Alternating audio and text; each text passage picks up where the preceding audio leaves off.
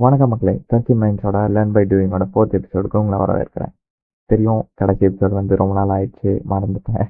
I'm sorry, கொஞ்சம் personal ஒர்க்கில் பிஸியாக இருந்ததுனால ரெக்கார்ட் பண்ண முடியல. ஸோ இன்றைக்கி நம்ம திருப்பி இன்னொரு புது வீடியோவோட வந்திருக்கோம். So let start. டிலே பண்ணாமல் நம்ம ஸ்டார்ட் பண்ணலாம். ஸோ இன்றைக்கி நம்ம என்ன பார்க்க போகிறோம் அப்படின்னா, எங்களை இந்த மாதிரி ஒரு கோட் ஸ்னிப்பெட் இருக்குது. இந்த கோட் ஸ்னிப்பெட்டில் நிறைய நடக்கிற மாதிரி தெரியலாம், ஆனால் உங்களோட ஃபோக்கஸ் எனக்கு வந்து இந்த 21வது லைன்லேருந்து இந்த 35வது லைனுக்குள்ளே மட்டும்தான் இருக்கணும். ஸோ நீங்கள் என்ன பண்ணுறீங்க அப்படின்னா, உங்கள் ஃபோனில் இருக்க ஸ்டாப் வாட்ச் எடுத்துக்கோங்க, இல்லை பக்கத்தில் ஏதாவது டைம் மெஷர் பண்ணுற டிவைஸ் ஏதாவது எடுத்துக்கோங்க. ஓகே, இந்த வீடியோவை பாஸ் பண்ணிவிட்டு இந்த பர்டிகுலர் ரெஜிஸ்டர் யூசர் ஃபங்க்ஷன் என்ன பண்ணுது லைன் பை லைனாக பாருங்கள். எப்போ எந்த எரர் அக்கர் ஆகுது, என்ன மாதிரி டேட்டா வந்தால் தப்பு நடக்குது அப்படின்ற இந்த ஃபங்க்ஷனை அண்டர்ஸ்டாண்ட் பண்ண ட்ரை பண்ணுறோம். இப்போ நம்ம என்ன ஆக்சுவலி அச்சீவ் பண்ண ட்ரை பண்ணுறோம் அப்படின்னா, இந்த பர்டிகுலர் ஃபங்க்ஷனை அண்டர்ஸ்டாண்ட் பண்ணுறதுக்கு நம்மளுக்கு எவ்வளோ நேரம் ஆகுது அப்படின்ற டைமை மெஷர் பண்ணுறது தான் இந்த initial exercise. Okay okay, so இப்போ இந்த வீடியோவை ஸ்டாப் பண்ணுங்கள், ரீட் பண்ணுங்கள், டைம் பண்ணுங்கள். ஓகே, ஸோ வீடியோ ஸ்டாப் பண்ணுங்கள். ஓகே, இப்போ நீங்கள் இந்த வீடியோவை ஸ்டாப் பண்ணி அதை படிச்சிருப்பீங்கன்னு நான் நம்புகிறேன். அது படிக்கிறதுக்கு எவ்வளோ டைம் ஆச்சுன்றதையும் நீங்கள் நோட் பண்ணியிருப்பீங்கன்றதை நான் நம்புகிறேன். ஓகே, ஸோ இப்போ நான் வந்து சின்னதாக ஒரே ஒரு குயிக் ரீகேப் கொடுக்குறேன். ஸோ இந்த ரெஜிஸ்டர் யூசர் ஃபங்க்ஷன் என்ன பண்ணுதுன்னா, ஒரு யூசர் ஆப்ஜெக்டை வாங்குது. அந்த யூசர் ஆப்ஜெக்ட் வேலிடாக இருந்துச்சுன்னா நம்ம அதில் சில செக்ஸை பண்ணுறதுக்கு ப்ரொசீட் பண்ணுறோம். சப்போஸ் யூசர் ஆப்ஜெக்ட் வந்து இன்வேலிடாக இருந்துச்சுன்னா நம்ம ஒரு வேல்யூ த்ரோ பண்ணுறோம், நோ வேலிட் யூசர் டேட்டா அப்படின்ட்டு.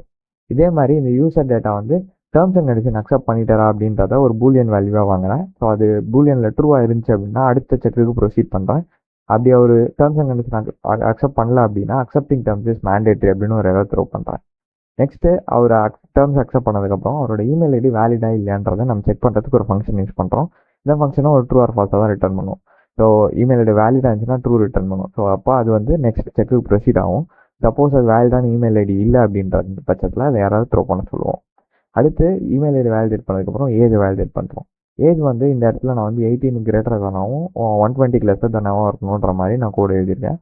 ஸோ அந்த ஏஜ் கேப்பில் வராமல் இருக்கிறது எல்லாத்துக்குமே வந்து எரர் த்ரோ பண்ணுறோம். ஸோ சப்போஸ் அந்த ஏஜ் வேலிடேட்டாக இருந்துச்சு அப்படின்னா யூசரை வந்து ரெஜிஸ்டர் பண்ணுறோம். இப்போதைக்கு இங்கே இதில் ஒரு பிரிண்ட் ஸ்டேட்மெண்ட் தான் இருக்குது, பக்கத்தில் கீழே ஒரு ரிட்டர்ன் ஸ்டேட்மெண்ட் இருக்குது. இவ்வளோ தான் இந்த ஃபங்க்ஷன் பண்ணுது. இது வந்து ஒரு சின்ன மார்க் ஃபங்க்ஷன் வச்சுப்போம். ஆக்சுவலாக யூசர் ரெஜிஸ்ட்ரேஷன் இந்த மாதிரி எல்லா செக்ஸும் பண்ணுவோம், பட் உள்ளே வந்து நிறைய காம்ப்ளெக்ஸான லாஜிக்ஸ் இருக்கும். ஸோ இப்போ இந்த ஃபங்க்ஷனை எழுதுறதுக்கு நெஸ்டட் இஃப் எல்ஸ் வந்து யூஸ் பண்ணியிருப்போம். ஸோ நம்ம நெஸ்டட் இஃப் எல்ஸ் வந்து நம்ம பைத்தான் டியூட்டோரியல்ஸ் படிக்கும்போது one of the if else condition நம்ம படிச்சிருப்போம். ஸோ பண்ணும்போது இதில் பாருங்கன்னா 4 லெவல் இருக்குது, 4 இஃப் உள்ள நெஸ்ட் பண்ணியிருக்கேன். ஆக்சுவலாக 2 இல்லை 3 நெஸ்ட்டுக்கு மேலே போனாலே கொஞ்சம் கன்ஃபியூஷனாக இருக்கும் கோடு. அதெல்லாம் பார்த்தீங்கன்னா இங்கே ஏரோ மாதிரி ஒரு பேட்டர்ன் வந்து உருவாக்குது. ஸோ இன்டென்ட் ஆக உங்களுக்கு படிக்கிறதும் கன்ஃபியூஷனிங்காக இருக்கும். அதே நேரத்தில் இந்த ஒரு 10-15 லைனில் இருக்கிற இந்த நெஸ்டட் இஃப் எல்ஸே உங்களுக்கு படிக்கிறதுக்கு இவ்வளோ டைம் ஆகுதுன்ற பட்சத்தில் ஒரு நெஸ்டட் இஃபுக்குள்ளேயும் நான் ஒரு 5 ஸ்டேட்மெண்ட் வைக்கிறேன்னு வச்சுப்போம். அப்போ கோடு வந்து பெருசாக இருக்கும். ஒரு 500-1000 லைன் இருக்கிற பெரிய கோட் ஃபைலில் இந்த மாதிரி ஒரு நெஸ்டட் ஃபங்க்ஷன் பார்த்தீங்க அப்படின்னா அதை படித்து அண்டர்ஸ்டாண்ட் பண்ணுறதுக்கே உங்களுக்கு டைம் அதிகமாகும். ஸோ நீங்கள் மட்டும் இல்லாமல் உங்கள் கோவொர்க்கர்ஸ் யார் இதை எழுதியிருந்தாலும் இன்னொருத்தவங்க அதை படிக்கும்போது அவங்களுக்கு ரொம்ப கஷ்டமாகவே இருக்கும், ரொம்ப கிளியராகவும் இருக்காது. அதை அண்டர்ஸ்டாண்ட் பண்ணி கொஞ்சம் நேரம் ஆகும். சப்போஸ் அதில் ஏதாவது சேஞ்ச் பண்ணணும்னு நினச்சாலும் அவங்க மற்றதை பிரேக் பண்ணாமல் ரொம்ப கஷ்டப்பட்டு இதை வந்து பார்த்து தான் ஹேண்டில் பண்ணுற மாதிரி இருக்கும். ஸோ இந்த மாதிரி ஈஸியாக படிக்கக்கூட முடியாத ஒரு கோடு ஸ்ட்ரக்சரை எழுதுறதுக்கு பதிலாக இதை ஆப்டிமைஸ் பண்ணி இன்னும் எஃபெக்டிவாக எழுதலாம். அது எப்படி எஃபெக்டிவாக எழுதலாம் அப்படின்றது தான் நம்ம இந்த வீடியோவில் பார்க்க போகிறோம். ஸோ இப்போதைக்கு நம்ம இந்த கோடை அப்படியே காப்பி பண்ணிக்கலாம். எங்கேயாவது இன்னொரு ஃபைல் இருக்குது optimize.py, இது எதுவும் இல்லை, இனிமேல் தான் நம்ம இந்த ஆப்டிமைஸ்ட் வெர்ஷன் எழுத போகிறோம். இங்கே இந்த கோடை அப்படியே நான் பேஸ்ட் பண்ணிக்கிறேன். ஓகே, இப்போதைக்கு இந்த யூசர் கிளாஸ் நம்ம பார்க்க தேவையில்ல, அதனால் அதை வந்து மட்டும் மினிமைஸ் பண்ணிக்கிறேன். ஸோ இன்றைக்கி நம்ம என்ன பார்க்க போகிறோம் அப்படின்னா, இது வந்து இதோட பேர் வந்து காட் கிளாஸ் அப்படின்னு சொல்லுவாங்க. God classes are fail fast pattern அப்படின்னு சொல்லிட்டு சொல்லுவாங்க. ஓகே, இதுக்கு இன்னும் நிறைய பேர் இருக்குது, இயர்லி எக்ஸிட் அந்த மாதிரி நிறைய பேர்கள் இருக்குது, நீங்கள் அதை பற்றி சர்ச் பண்ணி பார்க்கலாம். ஸோ இப்போ நம்ம என்ன பண்ண போகிறோம் அப்படின்னா, இது எல்லாமே ஏதாவது ஒரு பாஸ் கண்டிஷன் அண்ட் ஃபெயில் கண்டிஷனை பேஸ் பண்ணி தான் நம்ம இந்த ஸ்ட்ரக்சர் இருக்குது.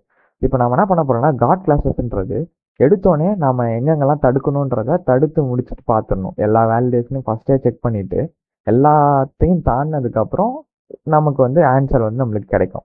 கரெக்டாக? ஸோ இப்போ ஃபார் எக்ஸாம்பிள் ஒரு கோட்டை இருக்குது, அதில் நிறைய கதவுகள் இருக்குதுன்னு வச்சுப்போம். மொதல் கோட்டை கதவே உங்களால் தாண்ட முடியல, அடுத்த கோட்டை கதவுக்குலாம் போகாமல் அப்பயே உங்களை வெளில தவிர்த்துருவாங்க. கரெக்டாக? ஸோ அந்த மாதிரி தான் நம்ம இருக்கிற எல்லாத்தையுமே செக்ஸை வந்து ஃபஸ்ட்டு வேலிடேட் பண்ணிவிட்டு எல்லா செக்ஸும் ஆனதுக்கப்புறம் நம்ம ஃபைனலாக உள்ள பாசிட்டிவ் கண்டிஷனுக்குள்ளே போகிறோம். ஸோ இதே ஃபங்க்ஷனை நான் இங்கே கொஞ்சம் எம்டி கேப் எடுத்துக்கலாம். ஸோ இங்கே வந்து நம்ம ப்ராப்பராக இந்த புது ஸ்ட்ரக்சரை வந்து எழுதுவோம். ஸோ ஃபஸ்ட்டு நான் என்ன செக் பண்ணேன், கீழே இருக்க கண்டிஷனில் யூசர் ஆப்ஜெக்ட் வந்து வேலிடா இல்லையான்னு செக் பண்ணேன். ஸோ அப்போ நான் என்ன பண்ணேன்னா, ஃபஸ்ட்டு வந்த வேலிடு இன்வேலிடாக இருக்குன்றதை அசியூம் பண்ணுவோம். ஸோ அப்போது நான் என்ன பண்ணேன், இஃப் நாட் யூசர் அப்படின்றதுக்கு கண்டிஷன் எழுதணும். முதல்லயே யூசர் வந்து இன்வேலிடாகவே இருக்கிறான் அப்படின்ற பட்சத்துக்கு முதல்ல அந்த எரரை நான் த்ரோ பண்ணணும். அப்போ நான் என்ன பண்ணுறேன், இங்கே இருக்கிற இந்த எரர் நம்ம காப்பி பண்ணிக்கலாம். காப்பி பண்ணிவிட்டு நம்ம இங்கே பேஸ்ட் பண்ணிக்கலாம். ஓகே, முதல்ல யூசரே இன்வேலிடாக இருந்தால் இந்த எரர் த்ரோ பண்ணுறோம். அடுத்து யூசரை வந்து யூசரோட அக்செப்டட் டேர்ம்ஸ் வந்து பண்ணாமல் இருக்காரு அப்படின்றத செக் பண்ணுறோம். இதுக்கும் நான் நாட்டை தான் யூஸ் பண்ணுறேன். ஏன்னா இந்த எல்லா இஃப்லேயுமே நம்ம நாட் தான் யூஸ் பண்ணுவோம். ஏன்னா எல்லாமே நெகட்டிவ் கண்டிஷன். ஸோ ஃபஸ்ட்டு நம்ம எல்லா நெகட்டிவ் கண்டிஷனும் ஹேண்டில் பண்ணதுக்கப்புறம் நம்ம நார்மல் பாசிட்டிவ் கண்டிஷனாக எழுதுறோம். ஸோ அப்போ யூசர் வந்து அக்செப்டட் டேர்ம்ஸ் அக்செப்ட் பண்ணலை அப்படின்னா அப்போ நம்ம வந்து அதுக்கேற்ற அந்த எரரை நம்ம இங்கே வந்து பேஸ் பண்ணணும். கரெக்டாக?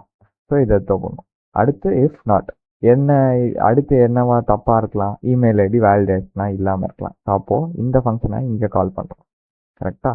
ஸோ இந்த இமெயில் ஐடி வேலிடாக இல்லைன்ற பட்சத்தில் இது ட்ரூ ஆர் ஃபால்ஸ் ரிட்டர்ன் பண்ணோம். ஸோ வேலிடாக இல்லைனா ஃபால்ஸ் வரும், ஃபால்ஸுக்கு நாட் போனால் ட்ரூ. ஸோ அது வந்து உள்ளே வந்துடும். ஸோ இது எல்லாமே நெகட்டிவ் இஃபாக நம்ம வந்து எழுதிட்டு இருக்கோம். ஸோ எப்போ இமெயில் ஐடி இன்வேலிடாக இருக்கோ அப்போ தான் இந்த இஃபுக்குள்ளே வரும். இப்போ இந்த இஃபுக்குள்ளே வந்துச்சு அப்படின்னா இமெயில் ஐடி இன்வேலிட்ன்ற இந்த கண்டிஷனை நம்ம இங்கே சொல்ல போகிறோம். கரெக்டாக? ஸோ இது ஸோ யூசர் இன்வேலிடாக இருந்தால் இந்த எரர் த்ரோ பண்ணு, அக்செப்டட் டேர்ம்ஸ் இன்வேலிடாக இருந்தால் இந்த எரர் த்ரோ பண்ணு. அதே மாதிரி வேலிடேஷன் இமெயில் வந்து வேலிடாக இருக்குது அப்படின்ற பட்சத்தில் இது வர எக்ஸிக்யூட் ஆகாது. ஆனால் வேலிடேஷனில் ஃபெயில் ஆகிடுச்சு அப்படின்னா ஃபால்ஸோட நாட் வந்து ட்ரூ ஆகிட்டு இந்த இஃபுக்குள்ளே வந்துடும். கரெக்டாக? நம்ம எழுதுகிற எல்லா கண்டிஷனுமே நெகட்டிவ் இஃபாக எழுதிட்டு இருக்கோம்.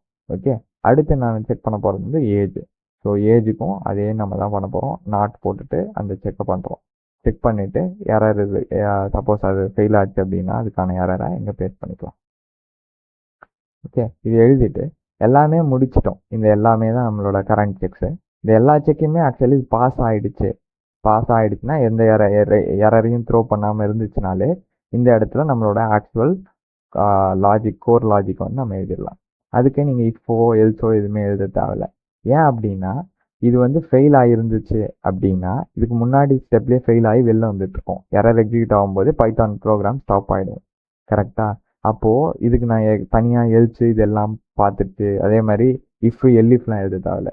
எல்லாமே தனித்தனி இண்டிவிஜுவல் வேலிட் செக்ஸு. ஸோ எல்லாத்தையும் ஆர்டராக எழுதுறதுனால அதை நான் நார்மல் இஃப்லேயே எழுதலாம். கரெக்டாக? எல்இஃப் எழுத தேவையில்ல. ஸோ ஃபஸ்ட்டு யூசர் இன்வேலிடாக இருந்துச்சுன்னா யூசர் இன்வேலிட்னு ஒரு எரர் த்ரோ பண்ணுறோம். டேர்ம்ஸ் அக்செப்ட் பண்ணலையா அதுக்கு ஒரு எரர் த்ரோ பண்ணுறோம். இமெயிலில் வந்து வேலிடேஷன் கரெக்டாக இல்லையா அதுக்கு எரர் த்ரோ பண்ணுறோம். ஏஜோட வேலிடேஷன் செக் பண்ணுறோம், அது தப்பாக இருந்துச்சுன்னா எரர் த்ரோ பண்ணுறோம். இப்போ எல்லாத்தையும் பாசிட்டிவ் கேஸ் நடந்துச்சுன்னு வச்சுப்போம். ஸோ யூசர் வந்து வேலிடாக இருக்காரு அப்படின்னா இந்த ரைஸ் எரர் வந்து எக்ஸிக்யூட் ஆகாது, ஸ்கிப் ஆகிடும், அடுத்த இஃப்க்கு வந்துடும். அக்செப்டட் டேர்ம்ஸும் பாசிட்டிவாக இருக்குன்னா அது அந்த ரைஸும் எக்ஸிக்யூட் ஆகாது. ஸோ இந்த மாதிரி பாசிட்டிவ் கேஸில் எல்லாமே வந்துடும். சப்போஸ் ஃபர்ஸ்ட் ஸ்டெப் பாஸ் ஆகிடுச்சு, யூசர் டேட்டா பாஸ் ஆகிடுச்சு, ஆனால் அக்செப்டட் டேர்ம்ஸ் ஃபெயில் ஆகுதுன்னு வச்சுப்போம். ஸோ இந்த இஃப் எக்ஸிக்யூட் ஆகாது, ஆனால் அக்செப்டட் டேர்ம்ஸ் வந்து பண்ணலை. அப்போ என்ன நடக்கும்னா இந்த இஃப் வந்து சாட்டிஸ்ஃபை ஆகி உள்ளே வந்துடும். உள்ளே வந்ததுக்கப்புறம் இந்த வேல்யூ எரர் ரைஸ் ஆனதுக்கப்புறம் இதுக்கப்புறம் எதுவுமே இந்த கீழே இருக்கிற எந்த ஃபங்க்ஷனோட கோடுமே எக்ஸிக்யூட் ஆகிருக்காது. கரெக்டாக? ஸோ இந்த மாதிரி நம்ம பண்ணலாம். யூஸ்வலாக இதில் வந்து நான் வந்து இந்த இடத்துல எரர் கேட்ச் பண்ணுறதுக்காக வேல்யூ எரர் போட்டிருக்கேன். இந்த இடத்துல நீங்கள் ரிட்டர்ன் ஃபால்ஸ் கூட போடலாம். ஏன்னா ஃபங்க்ஷன்ஸ் வந்து ரிட்டர்ன் ஸ்டேட்மெண்ட் எக்ஸிக்யூட் பண்ணிச்சுன்னா அதுக்கப்புறம் அந்த ஃபங்க்ஷனில் இருக்க எந்த ஸ்டேட்மெண்ட்டும் எக்ஸிக்யூட் ஆகாது. ஸோ நீங்கள் ரிட்டர்ன் வச்சும் இதை எழுதலாம். நான் இந்த இடத்துல ரைஸ் வச்சு எழுதியிருக்கேன். ஸோ இந்த பேட்டர்னை இந்த ஃபங்க்ஷனை இப்போ கீழே இருக்கிற இதே மாதிரி கஷ்டமான ஃபங்க்ஷன் ரெண்டும் ஒரே வேலையை தான் பண்ணுதுன்னு வச்சுப்போம். ஓகே, இப்போ நான் மொத்த கோடையும் அந்த பழைய கோடை ரிமூவ் பண்ணிட்டேன். ரெண்டும் ஒரே வேலையை தான் பண்ணுது. பட் இப்போ இந்த கோடை படித்து பாருங்கள். அதே மாதிரி உங்கள் ஸ்க்ரீனை பாஸ் பண்ணுங்கள், உங்கள் ஸ்டாப் வாட்ச் எடுத்துக்கோங்க, இந்த கோடை படித்து பாருங்கள். இதை படிக்கிறதுக்கு உங்களுக்கு எவ்வளோ நேரம் எடுக்குது அப்படின்றத மெஷர் பண்ணுங்கள். ஓகே ஓகே ஹோப் நீங்கள் வந்து பாஸ் பண்ணி இதை படித்து பார்த்துருப்பீங்கன்னு நினைக்கிறேன். ஸோ மெஷர் பண்ண டைம் வந்து எதுக்கு அதிகமாக இருந்துச்சு எதுக்கு கம்மியாக இருந்துச்சுன்றதை கமெண்ட் செக்ஷனில் போடுங்க. ஆப்டிமைஸ்டு வெர்ஷன் வந்து கொஞ்சம் நல்லா ரீடபுளாக இருந்திருக்கும்னு நான் நம்புகிறேன். ஆக்சுவலி இதை படிக்கிறதுக்கு எனக்கும் ஈஸியாக தான் இருக்குது. நான் எக்ஸ்பிளைன் பண்ணும்போதே உங்களுக்கு சொன்னேன்ல, ஒரு ஃபெயில் கண்டிஷனையும் ஃபஸ்ட் நம்ம செக் பண்ணிட்டாலே பாஸ் பண்ணுற ஸ்டேட் கடைசியாக தான் எக்ஸிக்யூட் ஆகுது. ஸோ இந்த இதில் எப்போ ஃபெயில் ஆனாலும் ஃபங்க்ஷன் வந்து வெளில வந்துடும். ஸோ எதுவுமே எக்ஸிக்யூட் ஆகாது. இதை டெஸ்ட் பண்ணுறதுக்கு நம்ம ஃபஸ்ட்டு வந்து இந்த இந்த யூஸை வந்து ஃபால்ஸ்ன்னு மாற்றிட்டு நம்ம வந்து இதை எடுத்து போகலாம். So Python optimise. ஸோ பார்த்தீங்கன்னா அக்செப்டட் டேர்ம்ஸ் இஸ் மேண்டேட்டரி அப்படின்னு சொல்கிறேன். ஏன்னா நான் இந்த இடத்துல ஃபால்ஸ் கொடுத்துருக்கேன். ஆனால் அதுக்கு முன்னாடி ஸ்டெப்லேயே வந்து எனக்கு ஒரு டம்மி யூசரே போடலான்னு வச்சுப்போம். ஃபார் எக்ஸாம்பிள் இப்போ இது எக்ஸிக்யூட் பண்ணால் வேலிட் யூசர் டேட்டா இல்லை அப்படின்னு சொல்லிட்டு நான் இங்கே ஒரு எம்டி லிஸ்ட் கொடுத்துருக்கேன் ஆக்சுவல் ஆப்ஜெக்ட்டுக்கு பதிலாக. ஸோ பார்த்தீங்கன்னா ப்ராப்பரான எரர்ஸ் கரெக்டான எரர் அப்போ தான் வருது. ஏன்னா நம்ம எல்லாத்தையும் ஆர்டர் வைஸ் ப்ராப்பராக எழுதியிருக்கோம். கரெக்டாக. ஸோ நான் ப்ராப்பராக ஆர்டர் வைஸ் எழுதுறதுனால கரெக்டான ஸ்டெப்பில் எக்ஸிட் ஆகுது. ஸோ இப்போ இதை நம்ம ட்ரூன்னு மாற்றிடலாம். ட்ரூன்னு மாற்றிட்டு பட் இமெயில் வந்து நான் வந்து என்ன பண்ணுறேன்னா பரமேஷன் சொல்லிட்டு ஒரு டம்மியான ஒரு இமெயில் கொடுக்குறோம். ஓகே, இப்போ இந்த பைத்தானை எக்ஸிக்யூட் பண்ணும். பார்த்தீங்கன்னா ப்ரொவைடட் இமெயில் இஸ் இன்வேலிட் அப்படின்னு எரர் தரப்படுது. ஸோ இப்போ இதையும் நம்ம ஃபிக்ஸ் பண்ணுறோன்னு வச்சுப்போம். So @gmail.com. ஓகே, இப்போ இதே கூட திருப்பி எக்ஸிக்யூட் பண்ணலாம். எக்ஸிக்யூட் பண்ணால் யூசர் ரெஜிஸ்டர்ட் சக்ஸஸ்ஃபுல்லி அப்படின்னு வந்துருச்சு. கரெக்டாக. ஏன்னா ஜிமெயில் ஐடியும் கரெக்டு, ஏஜ் வந்து 19 மேலே இருக்குது. ஃபார் எக்ஸாம்பிள் இப்போ நான் ஏஜ் வந்து 14 கிட்ட எடுத்துட்டு வந்துடுறேன். இப்போ நம்ம திருப்பி இதை எக்ஸிக்யூட் பண்ணால் age must be greater than 18 அல்ல லெஸ்ஸர் தென் 120 ப்ராப்பராக எரர்னு த்ரோ பண்ணுங்க. இந்த இடத்துல இப்போ நான் 20க்கு போட்டுட்டு திருப்பி இந்த கோடை எக்ஸிக்யூட் பண்ணலாம். எக்ஸிக்யூட் பண்ணால் யூசர் ரெஜிஸ்டர் சக்ஸஸ்ஃபுல்லி அப்படின்றதையும் எனக்கு காட்டிடுச்சு.